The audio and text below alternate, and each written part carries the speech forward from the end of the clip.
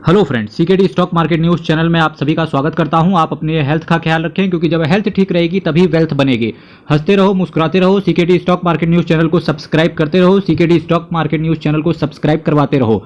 अपने फ्रेंड्स और सर्कल के बीच में, फैमिली के बीच में ये चैनल शेयर कीजिएगा। इससे मुझे भी काफ़ी मोटिवेशन मिलेगा और आपको भी साथ ही साथ कुछ चीज़ें आपके दिमाग में बस जाएंगी, तो इससे लर्निंग में आपके लिए भी हेल्प होगी। देखिए, आज मैं टोटल आपके सामने 4 म्यूचुअल फंड्स की बात करूंगा। जी हाँ, टोटल 4 म्यूचुअल फंड्स की यहाँ से बात करने की चेष्टा करेंगे।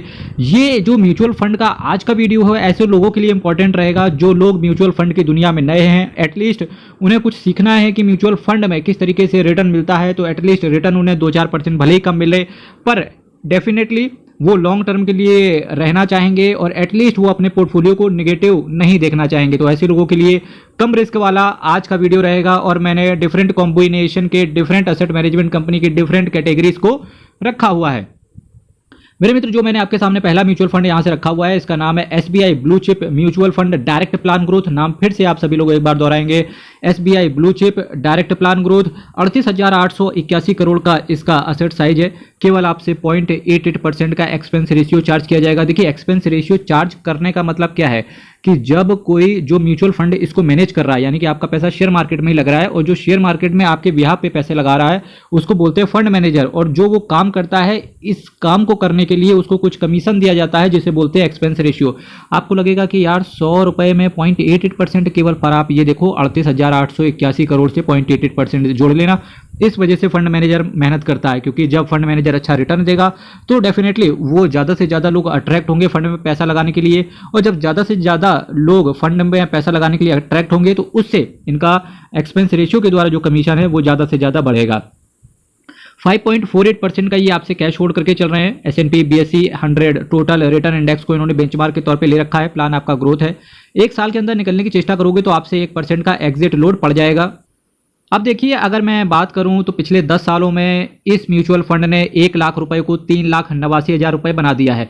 अब देखिए, चूंकि आपका पैसा अब लार्ज कैप कैटेगरी में पड़ रहा है तो आप ये एक्सपेक्ट कीजिएगा कि आपको रिटर्न भी कम मिलेगा। रिटर्न कम मिलेगा, पर क्यों ऐसा है? वो इस वजह से कि अगर आप रिस्क ज़्यादा लोगे तो आपको स्मॉल कैप कैटेगरी में जाना पड़ेगा, और जब रिस्क ज़्यादा लोगे तो रिवॉर्ड भी उतना ही बड़ा है। तो फिर सीकेडी जी, आप ये बताओ, हम सीधा रिस्क लेते हैं? मेरे भाई, कई सारे ऐसे इन्वेस्टर्स होते हैं जिनका एज 40 साल से ज़्यादा है। वो लोग अपने म्यूचुअल फंड को नॉर्मल नीचे 40-50% का नहीं देख सकते नीचे। तो इस वजह से ये ठीक रहता है कि लार्ज कैप कैटेगरी में पैसा लगाओ, और जब आप यहाँ से कुछ चीज़ें सीख जाओ, 2-4 साल आपको रिटर्न अच्छे से मिल जाए, तब आप खुद से अपने आप में ये कैपेबल हो जाओगे कि हमें कहाँ इन्वेस्टमेंट करना है।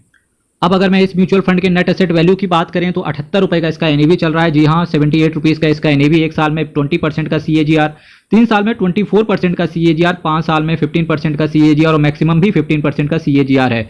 अब ऐसा लगता है कि स्मॉल कैप और मिड कैप कैटेगरी में चूंकि गिरावट भी शेयर मार्केट में कंटिन्यूसली चल रही है, तो आज का समय, जबकि मैं वीडियो रिकॉर्ड कर रहा हूँ, इस वीडियो को मैं रिकॉर्ड कर रहा हूँ 4 अक्टूबर की रात को। इसका मतलब है मेरे भाई कि शेयर मार्केट आपको गिरा हुआ ही देखने को मिलेगा। तो डेफिनेटली आपको एक साथ पैसा किसी भी म्यूचुअल फंड में मत डालना। अगर आप लमसम करने के लिए सोच रहे थे तो अपने पैसे को टुकड़ों में बांट लो और तब धीरे धीरे पैसे को इन्वेस्ट करते जाओ। जब तक मार्केट गिरता है तब तक इन्वेस्टमेंट करते जाओ। लेकिन हाँ, जिन लोगों का SIP कंटिन्यूसली चल रहा है, तो मार्केट चाहे ऊपर जाए चाहे नीचे जाए, आपको इससे फर्क नहीं पड़ना चाहिए। आप अपनी SIP को कंसिस्टेंसी के साथ मेंटेन कीजिए। यकीन मानना, लॉन्ग टर्म में सबसे अच्छा फायदा इन्वेस्टर्स को तभी देखने को मिलता है जब शेयर मार्केट गिरता है। तो ये आपके लिए एक अपॉर्चुनिटी है, ठीक है, और इसको अच्छे से भुनाना है।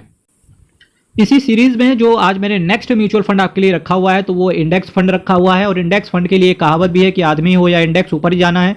HDFC index, S&P BSE Sensex direct plan growth की मैं आपके सामने चर्चा करके चल रहा हूं। 5,298 करोड़ का इसका असेट साइज है। अगर इंडेक्स फंड के लिहाज से बात करेंगे तो सबसे अच्छा रिटर्न इसी इंडेक्स फंड ने इन्वेस्टर्स को प्रोवाइड करके दिया है। केवल आपसे 0.20% का एक्सपेंस रेशियो ये चार्ज करके चल रहे हैं। 0.17% का ये कैश होल्ड करके चल रहे हैं। S&P BSE Sensex total return index को इन्होंने बेंचमार्क के तौर पर लिया है। प्लान आपका ग्रोथ है। 3 दिन के अंदर निकलने की चेष्टा करोगे तो केवल आपसे 0.25% का एग्जिट लोड पड़ेगा।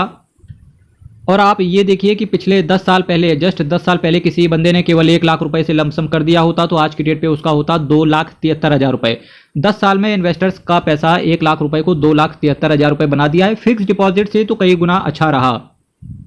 अब अगर मैं HDFC इंडेक्स फंड के अगर मैं नेट एसेट वैल्यू की बात करूंगा तो 610 रुपए का इसका एनएवी है। एक साल में 17% का CAGR, 3 साल में 21% का CAGR।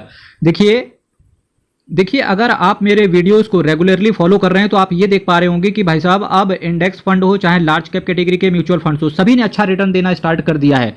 तो कृपया करके अब लार्ज कैप कैटेगरी में भी आपको मिड कैप कैटेगरी के रिटर्न देखने को मिलेंगे। ये किन लोगों के लिए ये वक्त है जिन्होंने अपने पोर्टफोलियो को डाइवर्सिफाई करके रखा हुआ है। एक साल में 17% का CAGR, 3 साल में 21% का CAGR इस बात का गवाह है मेरे भाई। अब जो मैंने आपके सामने नेक्स्ट म्यूचुअल फंड रखा हुआ है, इसका नाम है ICICI prudential balance advantage fund direct plan growth. ICICI prudential balance advantage fund direct plan growth, अगर मैं इस फंड की बात करूंगा तो मेरे भाई ये फंड उन लोगों के लिए सबसे ज़्यादा इंपॉर्टेंट है जो रिटायर हैं या रिटायरमेंट का जिन्हें बल्क में कॉर्पस मिलता है, तो वो इस फंड को देख सकते हैं। क्योंकि यहाँ पर रिटर्न आपका डेट में भी पैसा जाता है, कुछ इक्विटी में पैसा जाता है, जिसकी वजह से एक बैलेंस क्रिएट हो जाता है। तो जब बैलेंस क्रिएट होता है तो इससे आपको रिटर्न भले ही कम मिले पर लॉन्ग टर्म में एक कंसिस्टेंसी देखने को मिलती है। 49,102 करोड़ का इसका असेट साइज है। काफी सारे लोगों का पैसा इसके अंदर पड़ा हुआ है। केवल आपसे 0.90% का एक्सपेंस रेशियो चार्ज किया जा रहा है। 25.56% का ये कैश होल्ड करके चल रहे हैं, जो कि ये दिखाता है कि अगर स्टॉक मार्केट गिरता है तो फंड्स को डिप्लॉय भी किया जाता है, जिससे इन्वेस्टर्स का पोर्टफोलियो काफी कम हद तक गिरते हुए देखने को मिलता है।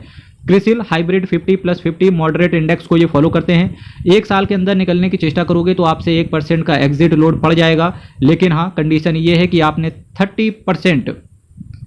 30% से ज़्यादा के यूनिट्स अगर आपने सेल कर दिए हैं तो। अब अगर वहीं में पिछले 10 सालों में बात करेंगे तो इस फंड ने पिछले 10 सालों में 1 लाख रुपए को 2,65,000 रुपए बना दिया है। साथ ही साथ इसके NAV की बात करेंगे तो केवल 63 रुपए का इसका नेट एसेट वैल्यू है। एक साल में बात करेंगे 13.81% का CAGR के हिसाब से रिटर्न आया है। 3 साल में 15.92% का CAGR आया है। 5 साल में 12.25% का CAGR आया है और मैक्सिमम 12.84% का CAGR आया है। मेरे भाई देखिए, अगर आप बैलेंस एडवांटेज फंड को लेकर के चल रहे हैं तो डेफिनेटली आप केवल यही मान के चलना कि आपको हर साल 12-13% के आसपास का ही रिटर्न देखने को मिलेगा, क्योंकि यहाँ पर आपका रिस्क बहुत ज़्यादा मिनिमाइज कर दिया जाता है। पर जी हाँ, जिसकी वजह से आपका रिटर्न भी ऑलमोस्ट डबल ही देखने को मिलता है 5 साल के अंदर। तो अभी तक जितना भी मैंने आपको बताया, तो सबसे पहले आपने गौर करने की कोशिश करी होगी कि पहला मैंने SBI का ब्लू चिप फंड लिया, दूसरा मैंने HDFC का इंडेक्स फंड लिया, तीसरा मैंने ICICI प्रूडेंशियल का बैलेंस एडवांटेज फंड लिया। यानी कि पहले मैंने लार्ज कैप रखा, फिर एक इंडेक्स फंड रखा और उसके बाद एक बैलेंस एडवांटेज फंड रखा। तो आप ये देख रहे हो कि मैंने किस हद तक रिस्क को बिल्कुल सप्रेस्ड करके रखा हुआ है, जिससे अगर आप 40 साल का आपका एज है, 40 साल से ज़्यादा का आपका एज है, या आप म्यूचुअल फंड की दुनिया में नए हो, तो इस तरीके के आपको रिटर्न भले ही कम मिलेगा, पर अगर आप इस तरीके के म्यूचुअल फंड सेलेक्ट करते हो तो यहाँ से आपको लॉन्ग टर्म में बहुत कुछ सीखने को भी मिलता है।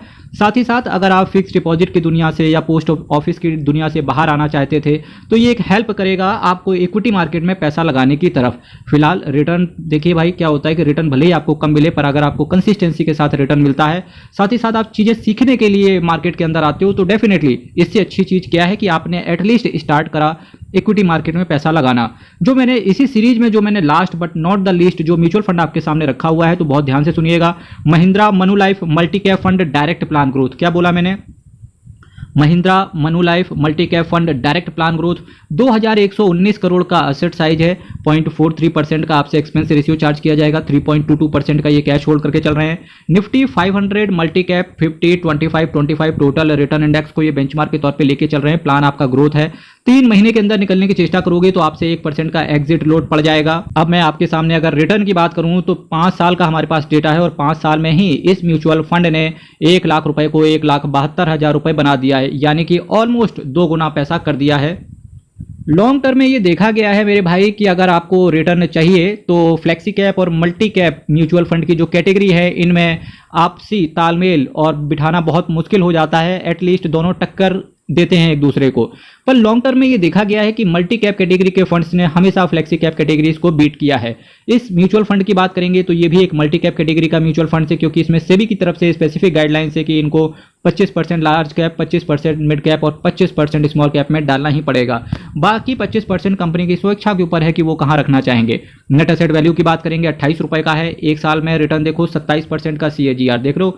स्मॉल कैप कैटेगरी का रिटर्न इन्होंने एक साल में डिलीवर करके दे दिया। 3 साल में 33% का CAGR, 5 साल में 22% का CAGR और मैक्सिमम बात करेंगे तो 17.89% का CAGR दिया है, जबकि मैं एक साल में बात कर रहा हूं तो 27% के CAGR के हिसाब से रिटर्न दिया है। जबकि मैं बार बार आज CAGR पढ़ रहा हूं, तो अगर आप इस चैनल पर नए हैं तो डेफिनेटली आज बताना चाहूंगा कि म्यूचुअल फंड के अंदर आपको रिटर्न चक्रवृद्धि ब्याज की तरह मिलता है।